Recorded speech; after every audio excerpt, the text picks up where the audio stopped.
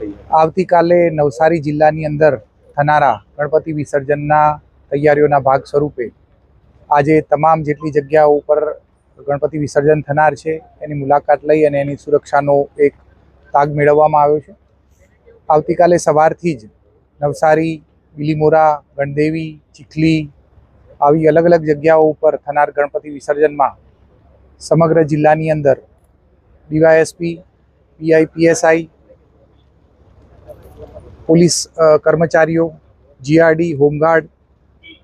SRD વગેરે મળીને કુલ 2000થી વધુ જવાનો ખડેપગ રહેનાર છે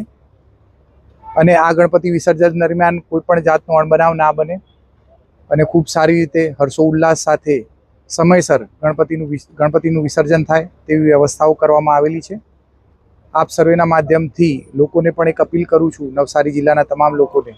કે પોલીસ વ્યવસ્થાને અને તંત્ર દ્વારા ઊભી કરેલી વ્યવસ્થાઓનો સાથ સહકાર આપે અને સમયસર ગણપતિ વિસર્જન માટે આપણે નીકળી જઈએ અને બને એટલું સમય મર્યાદાનું પાલન કરી અને આ તમામ પ્રસંગ ખૂબ સારી રીતે ઉજવાય તેવી આપ સર્વેને વિનંતી છે।